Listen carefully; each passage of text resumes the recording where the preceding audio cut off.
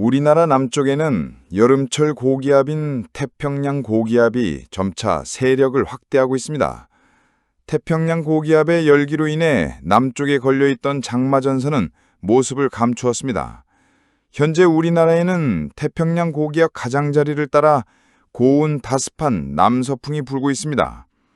6월의 강렬한 햇살로 인해 점차 기온이 오르고 있습니다. 그리고 머지않아 중국 쪽에서 강한 한기를 가진 전리 저기압이 우리나라로 다가옵니다. 남쪽의 태평양 고기압과 북쪽의 전리 저기압이 만나면서 장마전선이 형성될 것으로 보입니다. 이번 주 후반부터 본격적인 장마가 시작될 것으로 예상됩니다. 6월 17일 화요일, 일 최고기온은 경기도 양평 옥천에서 33.4도로 가장 높았습니다. 높은 습도와 함께 무더운 날씨가 이어지고 있습니다. 한편 일 최고기온이 가장 낮았던 곳은 울릉도 천부로 22.9도를 기록했습니다. 열대야에 가까운 기온입니다. 이날 울릉도 천부의 일 최고기온은 30.1도, 최저기온은 22.9도로 일교차가 불과 7.2도에 그쳤습니다. 6월 18일 수요일 12시입니다. 우리나라 남쪽에는 여름철에 폭염을 가져오는 태평양 고기압이 위치하고 있습니다.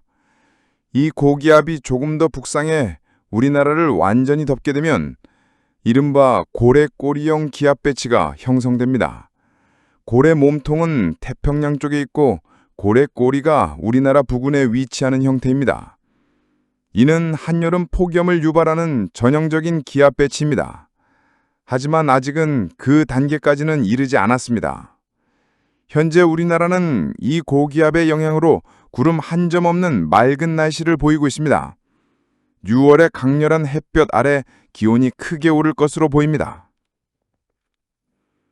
한편 저기압 하나가 확인되고 있습니다. 열대 또는 아열대 성질을 가진 저기압으로 보이나 주변을 고기압에 둘러싸여 더 이상 발달하기는 어려울 것으로 보입니다. 6월 19일 목요일입니다. 이 저기압이 고기압의 포위망에서 벗어나려는 움직임을 보이고 있습니다.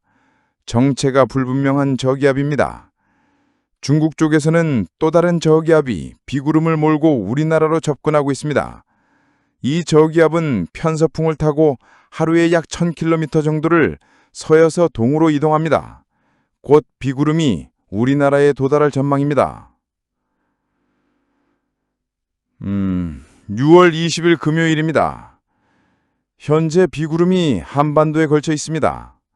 한때 사라졌던 장마전선의 비구름이 다시 살아나고 있는 모습입니다. 중국 동북부에는 저기압이 형성되어 있습니다. 사실 이 저기압은 상층의 한기를 가진 전리 저기압입니다. 이 전리 저기압에서 내려온 한기와 남쪽 태평양 고기압 가장자리를 따라 북상한 난기가 우리나라 부근에서 충돌하고 있습니다. 이로 인해 비구름의 전선이 형성되었고 그것이 장마전선입니다. 기상청은 지난 6월 12일 제주도에서 장마가 시작되었다고 발표했습니다. 제주도는 평년 기준 6월 19일경에 장마가 시작되지만 올해는 예년보다 일주일가량 이르게 장마가 시작된 셈입니다. 이제 한반도에도 비의 계절이 서서히 시작되고 있습니다.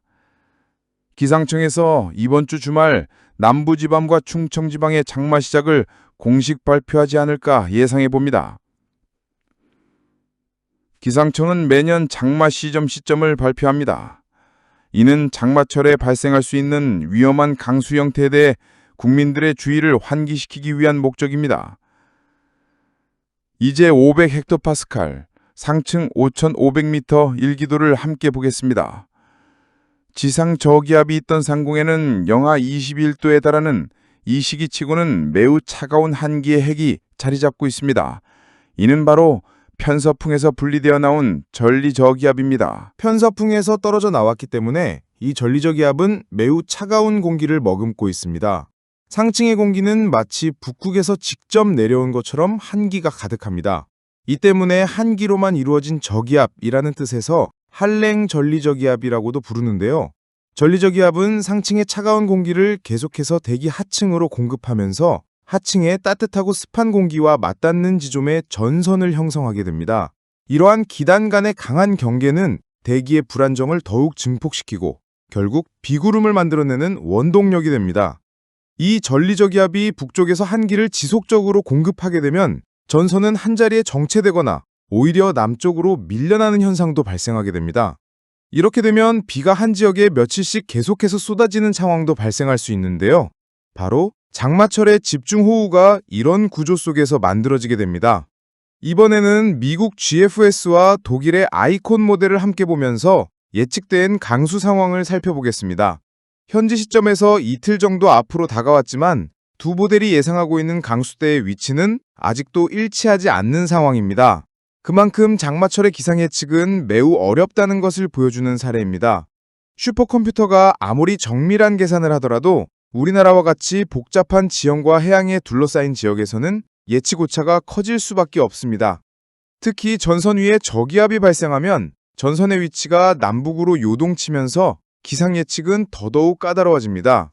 예를 들어 미국 GFS 모델은 중부지방의 강한 강수대를 예상하고 있는 반면 독일 아이콘 모델은 상대적으로 북쪽에 강수대가 걸려 있습니다.